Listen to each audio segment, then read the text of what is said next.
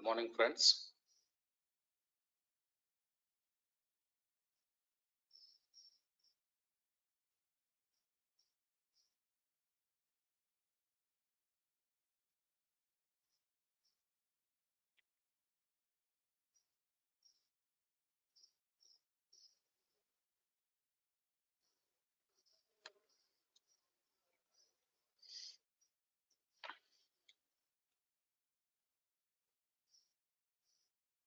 Please put a message in your chat box saying you can listen to me and the screen is visible, the whiteboard. Okay, some of you please.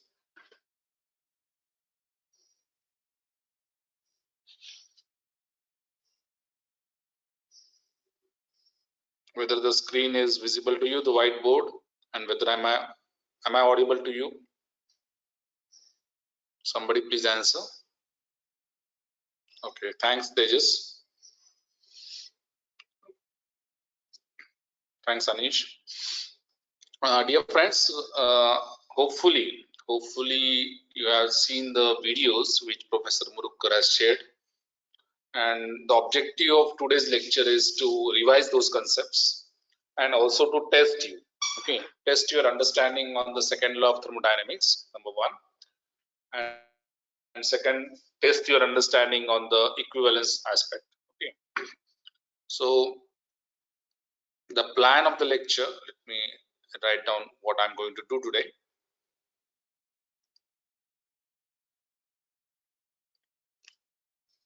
So the plan is as follows. Okay, what I'm going to do in this lecture. One, I would be revising. Okay, actually I would be taking a poll first, and this poll is to test your understanding of both the statements. I mean the KP statement, the Kelvin-Planck statement, and the second statement is a Clausius statement. Okay, the Clausius statement. So whether you have really understood it in detail, okay, conceptually, I mean, that I need to test, and that I will be doing it. I designed some polls, right? And this we are sure now that because you have listened to the earlier lectures also, as well as you had viewed the videos also, I guess, because videos have an advantage that you can go back to the videos. Okay, if you are not getting the concepts right. Okay, the limitation of online lecture is that we cannot keep on repeating the same stuff. Okay, so hopefully the videos you must have already viewed, right? And that would be clear to me as I conduct a poll, and then the equivalence of these two. Okay, this we are going to test by the poll.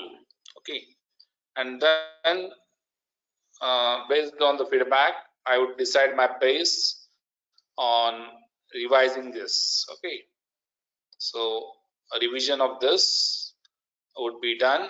I mean the proof revision. Okay, the proof of the equivalent statements that I would be revising based on this understanding of yours. Okay, which I would be getting from the formative assessment during the polls. Okay, so that is the plan of today's lecture. Okay.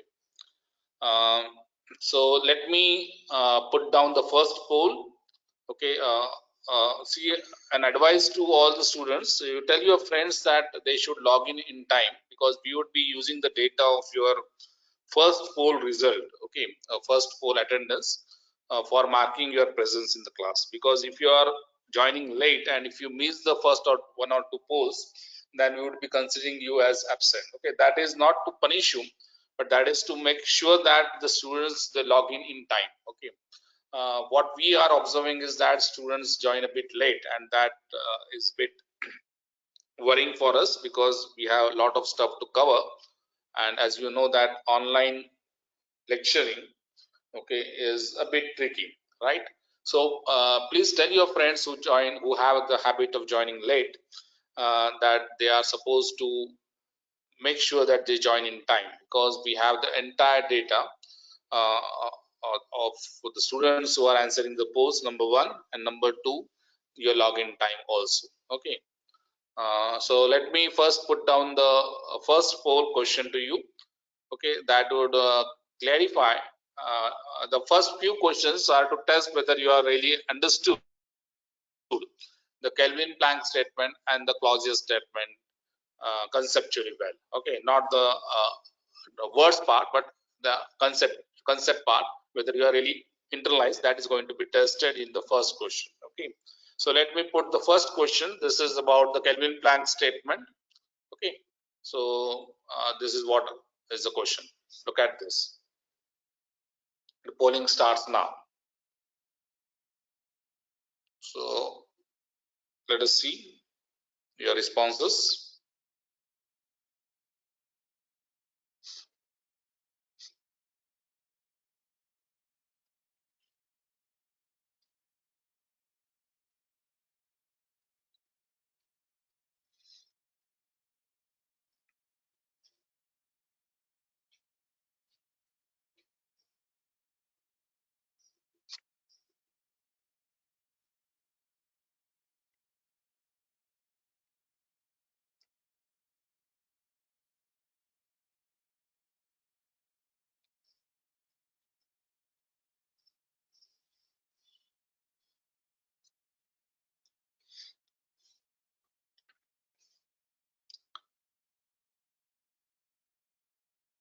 So we are getting some responses, and from the responses again, we are a bit surprised in the sense that, see, look at read the statement clearly. Okay, what we are talking about is we are asking you the statement proper.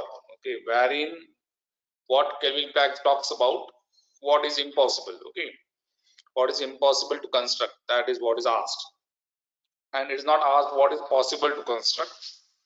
Okay, so Kelvin Planck's statement is about the cyclic heat engine, and the question is straightforward. Okay,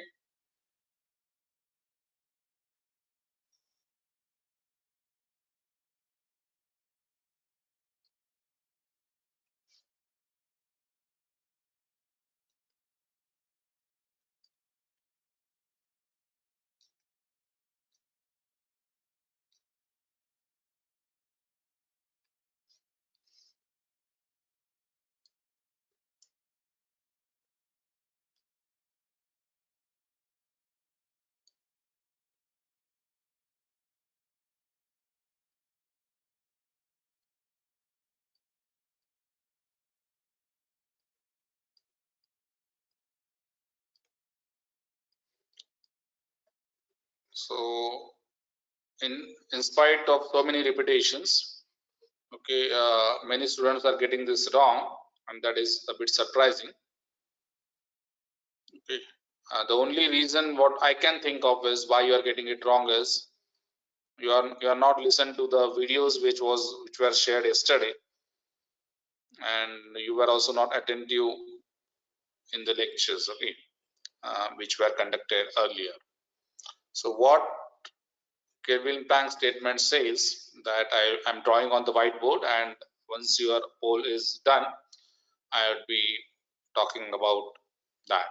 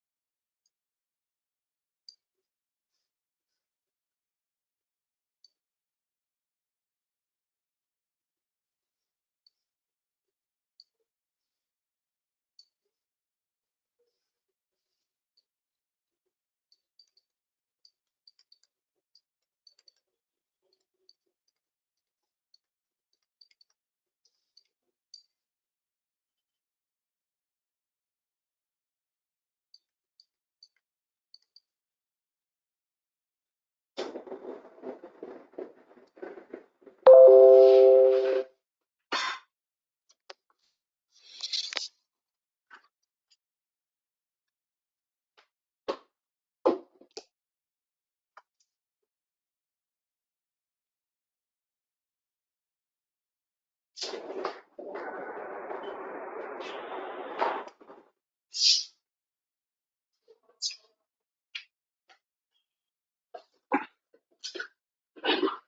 let me close the poll. 90% of the class have voted, and let me share the result. So if you see the result, it means that about 67% of the students have got it right. Okay, it means more than 30% of the students have got it wrong. The question was very straightforward.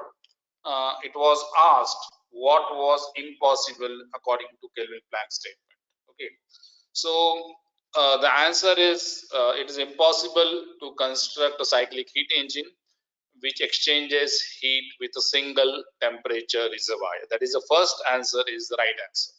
Okay, and let me show you this on the whiteboard.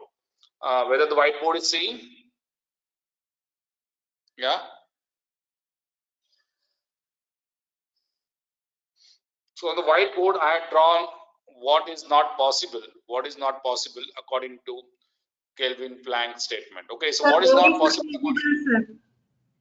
Hello. Yeah. Poll is not closed, I believe. Acha, close is not closed. Okay.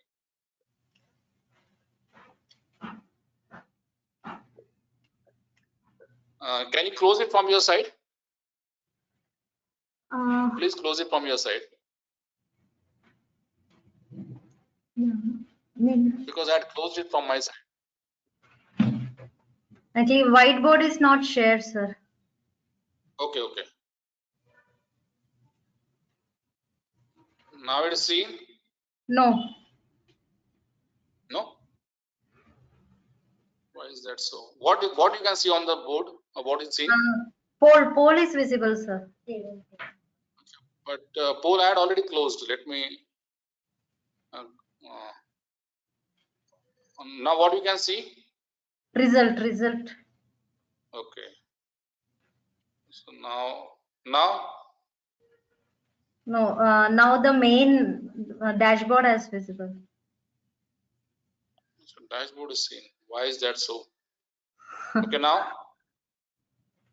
No, now, same thing. What is Same thing. Okay, let me go to the second question. Let me try, because maybe there is some issue with that. Can you put the second question on the poll?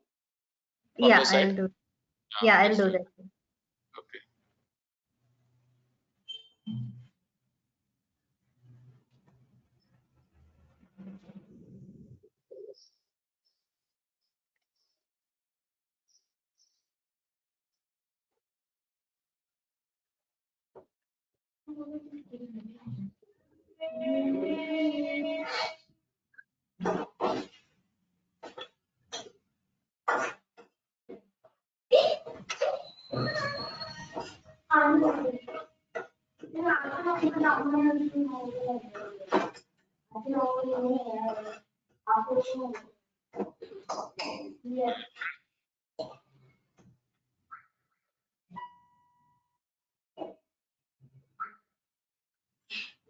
So the question is again about the Kelvin-Planck statement, wherein I am asking you that what does the Kelvin-Planck statement says? Okay, so it says that it's impossible to construct a cyclic heat engine whose efficiency is what? Okay, let us wait for. Please answer fast, because we would be otherwise short of time. So here we have some sufficient numbers answering it correctly, but let's see what happens. Do it fast. Still 40% of the students are to vote.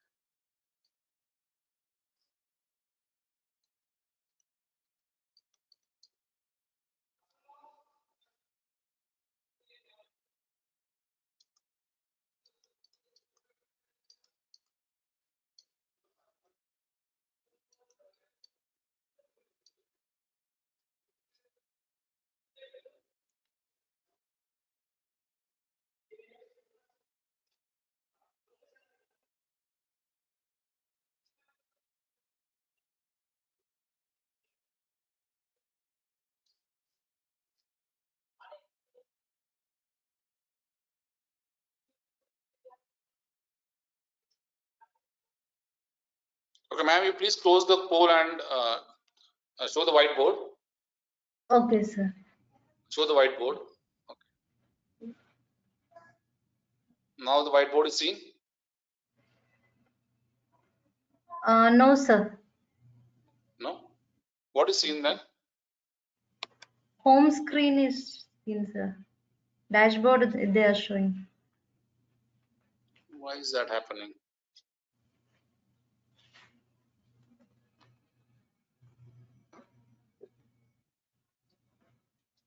Now? No, no. Now is it seen? No, sir. Okay, let me. Now I it am is changing visible. the present. Yeah, now it is visible. Now it is visible, sir. So now it is visible. Okay, Yeah. okay, all right, thank you. See, both the questions were related to Kelvin-Planck statement. So if you see the whiteboard, I have drawn what is not possible according to Kelvin-Planck statement. Okay, I have not drawn what is possible according to Kelvin-Planck statement. So what is not possible is enclosed in the red line. Okay, so what is not possible according to Kelvin-Planck statement is this kind of engine. Okay, this kind of engine is called as perpetual motion machine of the second kind. Okay, what is this engine? This engine is not rejecting any heat. It means that it is exchanging heat with only a single source, a single temperature reservoir. Okay, it is exchanging heat with the single temperature reservoir. It is not exchanging heat with the two temperature reservoirs or three temperature reservoirs. Okay, and that is the reason why its efficiency is 100%. Okay, and then this kind of stuff, that engine having an efficiency of 100% is not possible to construct according to Kelvin-Planck statement. Okay, so this kind of engine, whatever you do, okay, whatever you think of, cannot be constructed according to Kelvin-Planck statement. Okay, so this is impossible. That is, it's impossible to have an engine whose efficiency is 100%. It's impossible to have an engine which exchanges heat with a single reservoir. Okay, so that was the question asked. Now let me go to the Clausius statement. Okay, or let me just quickly go to this perpetual motion machine concept, which I already explained to you.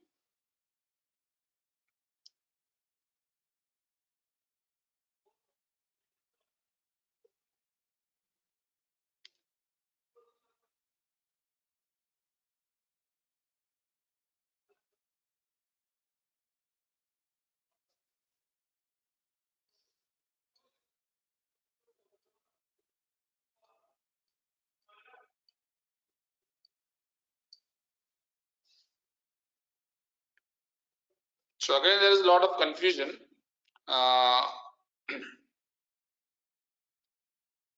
What is perpetual motion machine of the second kind? The diagram which I had drawn on the whiteboard, okay, that is the diagram of a perpetual motion machine of the second kind. It means that it is an engine which converts the entire amount of heat to work. Perpetual motion machine of the second kind is an engine which converts the entire amount of heat to work, and that kind of engine cannot be constructed according to Kelvin-Planck statement. So the answer is first, that is, we cannot have a machine.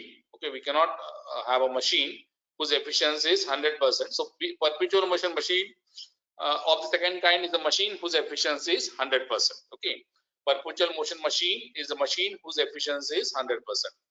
So can you see the board, whiteboard? Yeah.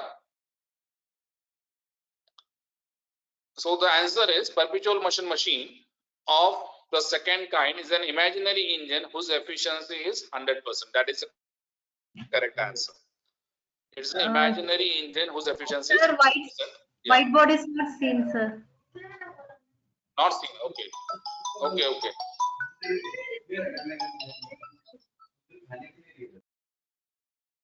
Now it's seen.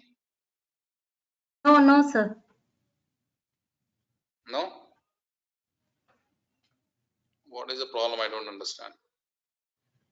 Now. No, not yet. Now Now it's is it visible. seen? Yeah, it is. Okay. So look at this. What I had drawn is a perpetual motion machine of the second kind, which converts the entire amount of heat to work. and perpetual motion machine of the second kind has an efficiency of 100%. According to Kelvin-Planck, we cannot construct a machine whose efficiency is 100%. Okay, but what is perpetual motion machine? It is an imaginary machine. It's an imaginary machine whose efficiency is 100%, and that kind of machine, that kind of engine cannot be constructed. Okay, so this was about the Kelvin-Planck statement. Now let me go to the Clausius statement. Why I am revising this is because if you are able to appreciate what is the Clausius statement and what is the Kelvin-Planck statement, then and then you would be in a position to understand the equivalence. Okay, so I put a question on Clausius now.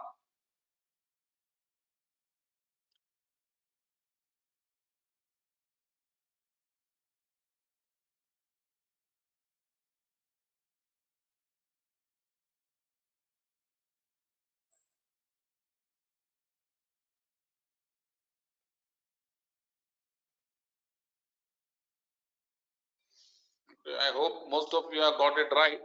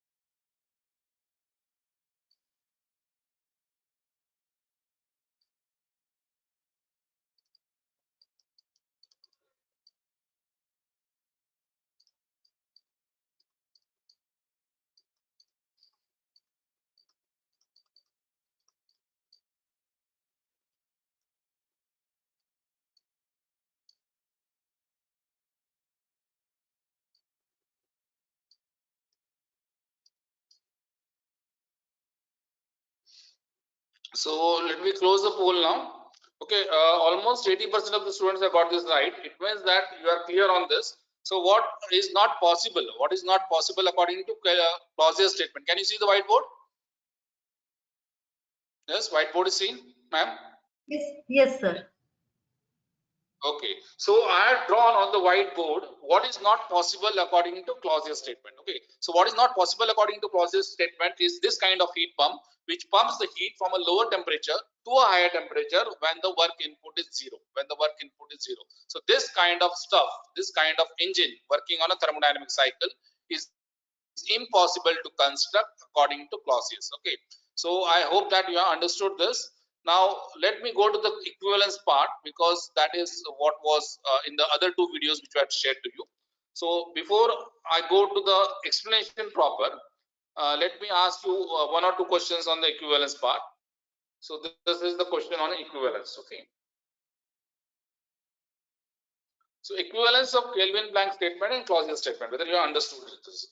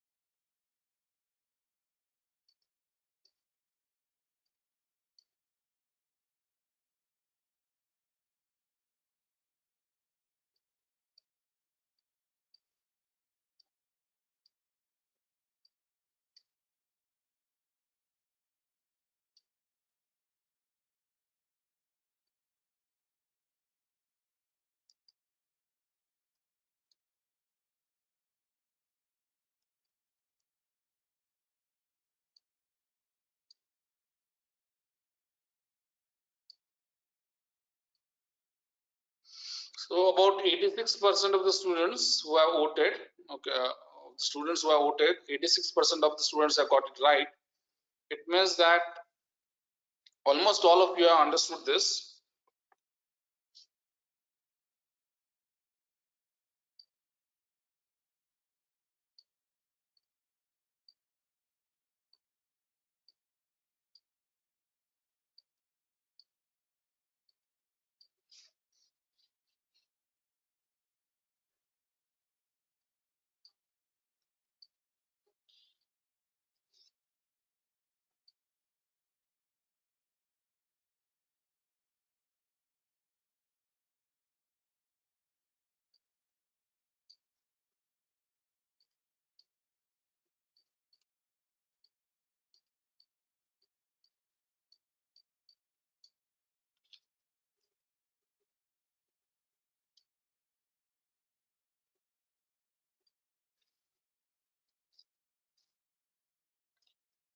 Okay.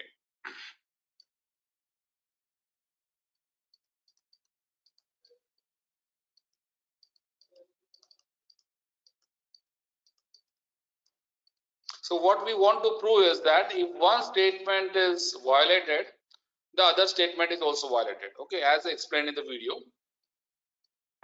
So we would first prove, okay, before going to the, I have not yet ended the poll. Okay.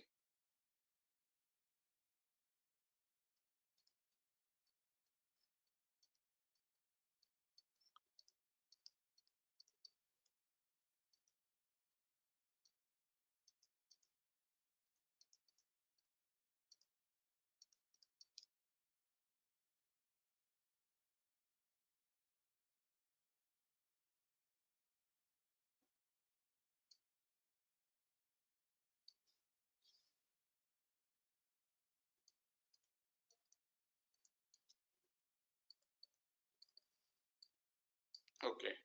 This proof is, let me close it. 86% of the students have understood this. So what I'm going to, now the whiteboard is seen. Yeah. Whiteboard is seen, ma'am. Yes, sir. Okay. So what I'm going to explain you is a violation of Kelvin-Planck statement. Okay. Violation of Kelvin-Planck statement leads to the violation of Clausius statement. Okay. The meaning of equivalence is if one statement is violated, the other stands violated. Okay. And how to prove this? It is very interesting proof, and it is simply a two diagram proof. And let me show the diagram first. In the first figure which is shown in blue color on the whiteboard, I have shown a engine. Okay, the engine which is represented by the alphabet E. Okay, as you see here, I shown the engine here. Okay, this is the engine. This engine violates the Kelvin-Planck statement. It violates the Kelvin-Planck statement. Meaning what? This engine is a perpetual motion machine of the second kind. Or in other words, this engine is an engine which does not reject any heat. Okay. The meaning of violation of Kelvin-Planck statement is this engine does not reject any heat. Okay, that is the meaning of this. So what we are going to assume first, okay, that we are going to assume that there is an engine which violates the Kelvin-Planck statement. Okay, so this is the engine E which violates the Kelvin-Planck statement. Okay, in the same system, that is wherein the source temperature is the same T1 and the sink temperature is the same T2. Okay, there is another machine. Okay, there is another machine which obeys the Clausius statement. It means what? It is a regular heat pump. It is some regular heat pump which should consume certain work, for pumping the heat from a lower temperature to higher temperature. Okay, what is the meaning of obeying the Clausius statement?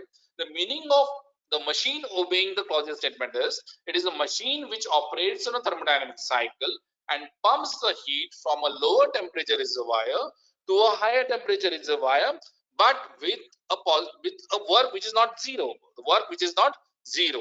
So this is the heat pump which obeys the Clausius statement.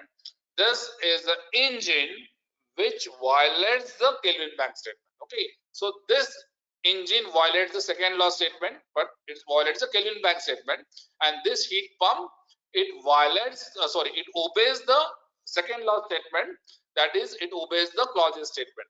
Now we need to check, okay, what this combination leads us to. Okay, if you look at this combination carefully now, okay, what I have done is that this heat pump I have attached to a engine. Okay, that the heat pump which was obeying the Clausius statement, I am attaching to the engine, and the work which was produced by this heat engine, that is the perpetual motion machine of the second kind, that work I am giving as an input to this heat pump. Okay, so this work goes as an input to the heat pump, right? And this heat pump would pump the heat from a lower temperature to a higher temperature. Okay, now if you look at this combination, let me draw this some let me use some pen. Okay, I'm drawing a dotted, I'm trying to draw, why is it not getting, okay, I'm trying to draw a combination. Okay, so this red color line, this red color line is a combination. This combination is a machine. Okay, this combination is a machine. Okay, and now we will try to concentrate our attention on this combination. Okay, what is this combination doing? Look at this combination. Let us look at the heat exchanges with the sink. What is the heat exchange of this combination with the sink? The heat exchange of this combination machine, this combo machine with the sink is Q2. Okay, this combination exchanges heat Q2, that is it pumps the heat Q2, it takes the heat Q2 from the sink. Okay, so this is what I have drawn here. This combination takes the heat Q2 from the sink. Okay, look at this. This combination takes the heat Q2 from the sink. Okay, now what is the exchange of heat of this combination with the source? Okay, net exchange. Okay, net exchange. What is the net exchange of heat of this combination with the source? Look at this net exchange. If you look at this heat exchange, you see that Q1 is supplied to the source, Q1 is taken from the source. So this cancels off. This cancels off, and what is left is the net heat exchange. So this net heat exchange is this. What is the net heat exchange? The net heat exchange is the exchange Q2 with the source, which is, that is a higher temperature. Okay, that is a higher temperature body. Higher temperature is the one, that is T1.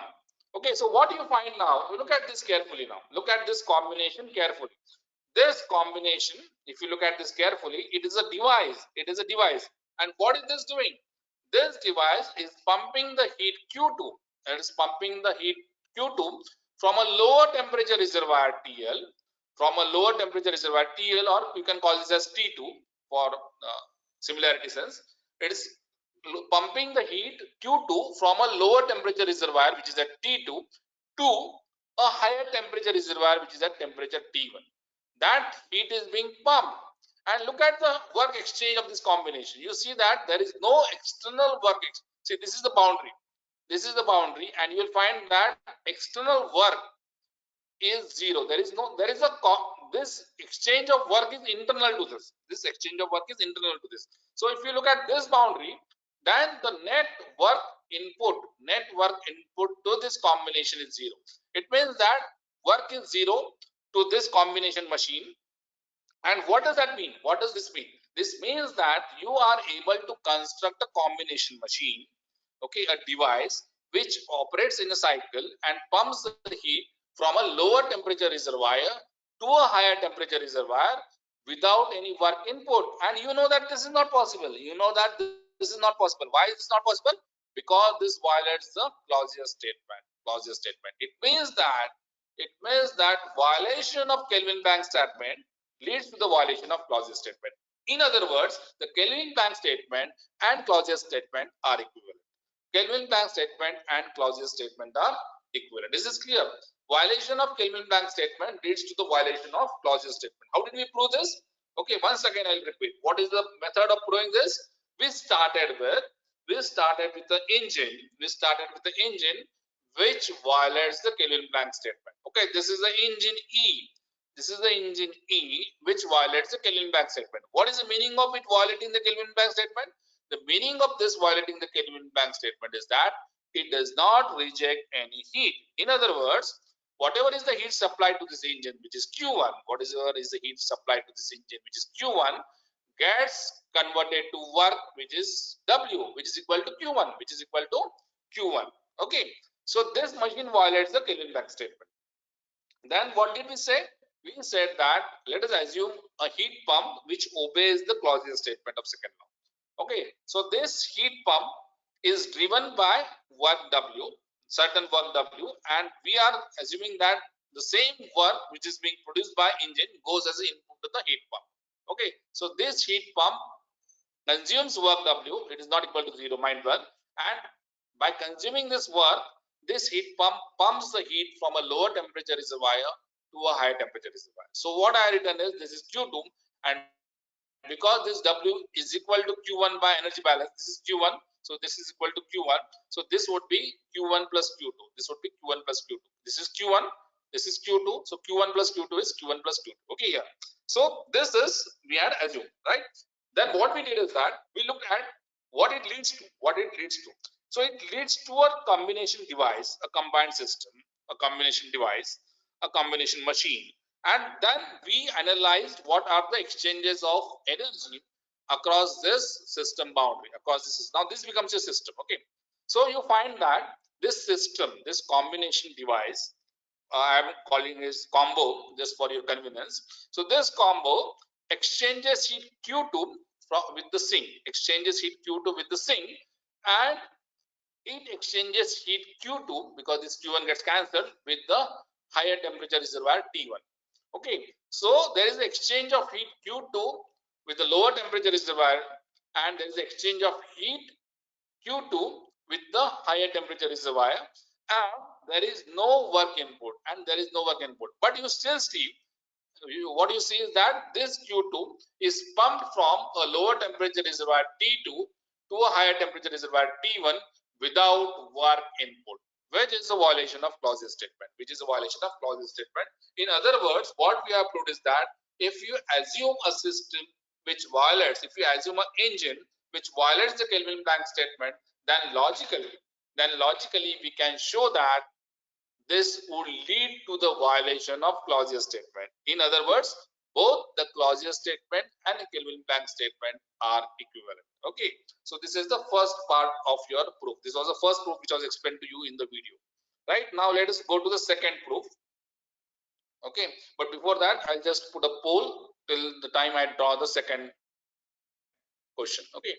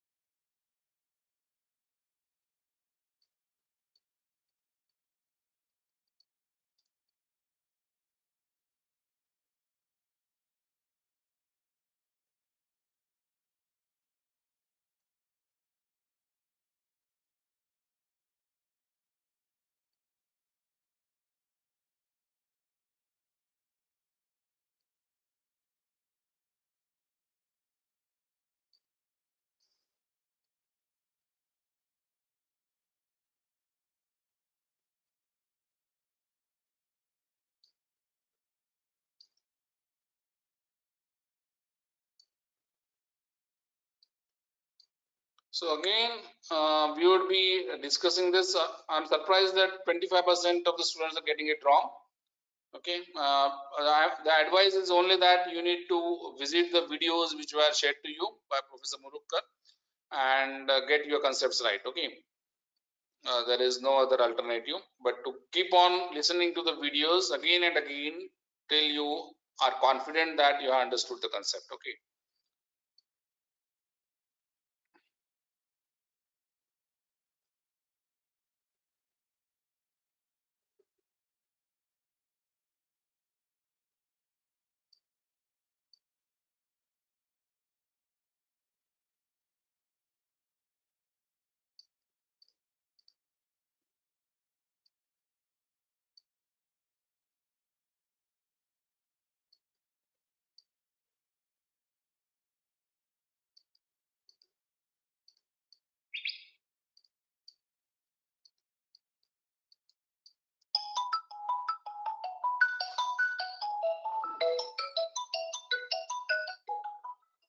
Serve lecture मध्ये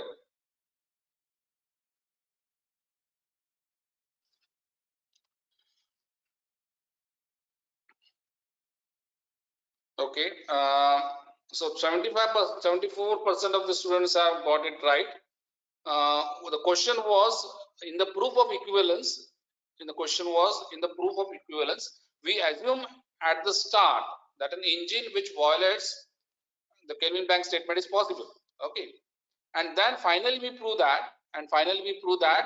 the Clausius statement too is violated. Okay, it's again means if one statement is violated, the other stands violated. Okay, so the answer is in the proof of equivalence, we first assume that there is one engine, which violates the Kelvin Planck statement, and then we go on to prove. Okay, we go on to prove logically that this also means that the Clausius statement is violated. This also means that the Clausius statement is violated. So the correct answer is the first answer, wherein it logically means that if one statement is violated, the other statement is violated. Okay, so let me close this poll and go to the second part of the proof. That is, if the screen is visible,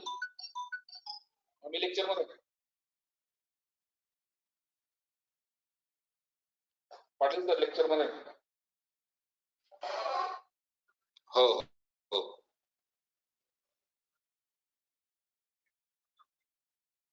एक minute आनंद बोल. Okay. So look, whether the screen is seen, ma'am, Pillai ma'am.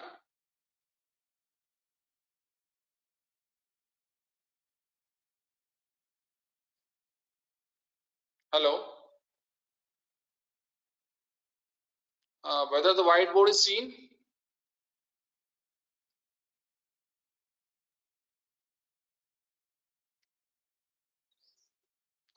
Somebody please put the answer. Okay, Kunal. Okay, Yuraj. Okay, thank you. The whiteboard is seen, Ritvik. Oh, thank you, thank you. So what I'm now trying to explain you is that, okay, just as we had explained that violation of Kelvin Planck statement leads to the violation of Clausius statement.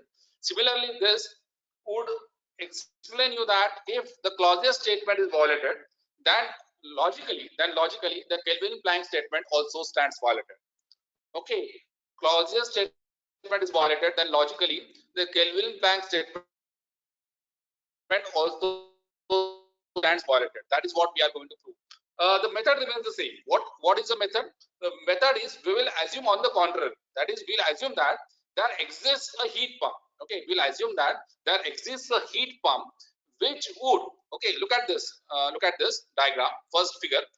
There is a HP. HP means heat pump, which would violate the Clausius statement. What is the meaning of heat pump violating the Clausius statement? The heat pump violating the Clausius statement is that this heat pump would pump the heat from a lower temperature reservoir, that is T2, to a higher temperature reservoir T1 without work input. Okay, so I had drawn a heat pump. Which violates the Clausius statement. It means that this heat pump is pumping the heat Q2 from T2 to a higher temperature reservoir T1 without any work input. And you know that this is not possible according to Clausius statement, but we are assuming on the contrary. We are assuming on the contrary. Okay, this is the method of proof. Then we will assume that there exists a heat engine which obeys the Kelvin-Planck statement. What is the meaning of engine obeying the Kelvin-Planck statement? The meaning of engine obeying the Kelvin-Planck statement is that some of the heat is rejected to the sink. Some of the heat is rejected to the sink. So I have drawn the engine which obeys the Kelvin-Planck statement. It means that I have drawn the engine which rejects the heat Q2 to the sink at T2. Okay, it rejects the heat Q2 to the reservoir which is at the lower temperature T2. Okay, and then it partially converts Q1 to W. Okay, now what is the method of our proof? That first we had assumed that there is a heat pump which violates the Clausius statement. We have assumed that there is an engine which obeys the Kelvin-Planck statement, and then we would be looking at the combination. Okay, we would be looking at what this combination leads to. Okay, so what we will do is that we will look at this combination now. Okay, so looking at this combination means what? Okay, what we will do is that we would, because this is Q2 and this is Q2, this is Q2 and this is Q2, this means that this would cancel off. Okay, I can put this Q2 which is rejected by this engine back to this heat pump. I can put this Q2 which is rejected by this engine back to this heat pump, and hence I can get rid of this sink. I can get rid of the sink. So there is no sink required. No sink required. Why is the sink not required in this case? Because in this combination, why is the sink not required? The sink is not required because I am pumping this heat Q2, this heat Q2, which is rejected by the engine. I am taking it to as an input to the heat pump. So this combination, you will find that the net exchange with the sink is zero. So there is no heat which is rejected to the sink. This the net exchange with the sink is zero. Okay, now look at the exchange of this combination which I was considering. This combination which I was considering. Okay, this combination which I am considering now. Look at this combination.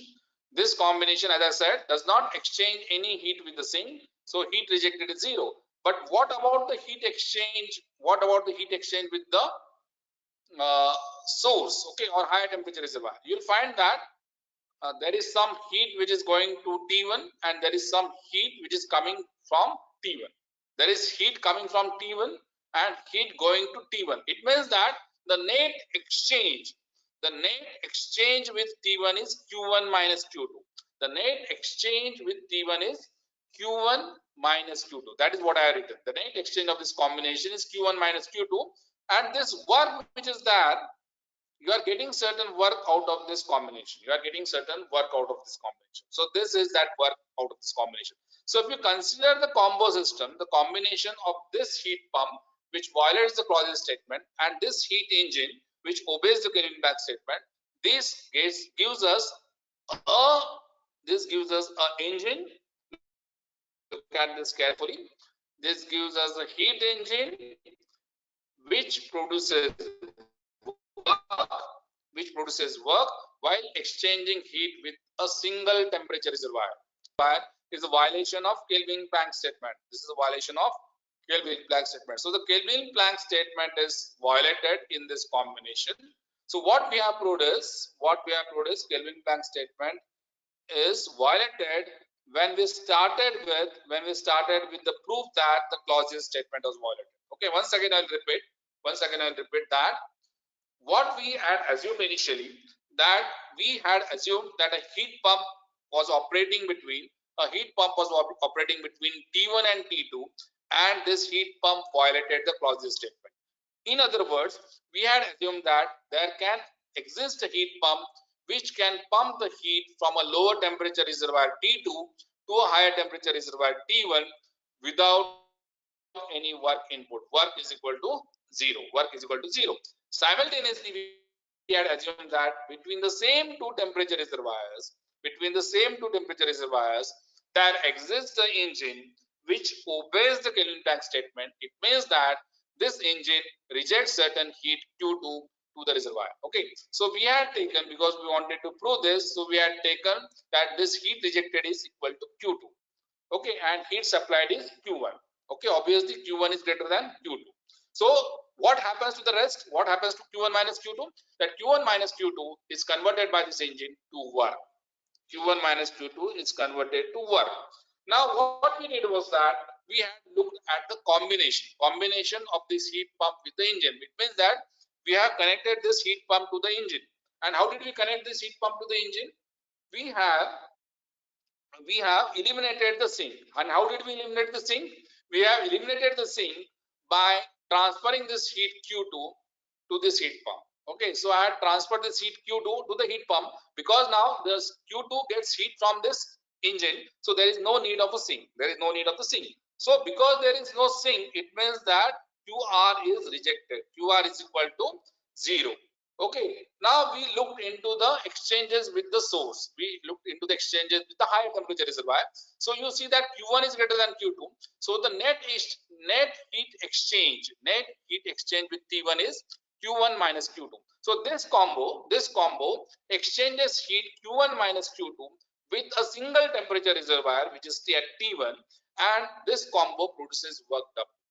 Okay, so this combination, that is this combination of a heat pump violating the Clausius statement and an engine which obeys the Kelvin-Planck statement, leads us to a device which is an engine which produces work while exchanging heat with a single reservoir. So obviously this engine is a perpetual motion machine of the second kind, which cannot be constructed according to Kelvin-Planck statement. It means that this is impossible, or in other words, the Kelvin-Planck statement stands violated. Okay, so what we proved was, if the Clausius statement is violated, the Kelvin-Planck statement also stands violated. Okay, so with this, I hope that this equivalence proof is clear to most of you. Okay, most of you. And if it is not clear, okay, my request is you go back to the videos which were shared to you yesterday, the very nice videos of Professor Murukar, and listen to them again and again till your concepts are clear. Okay, thank you. With this, I would end this lecture. Thank you very much for joining.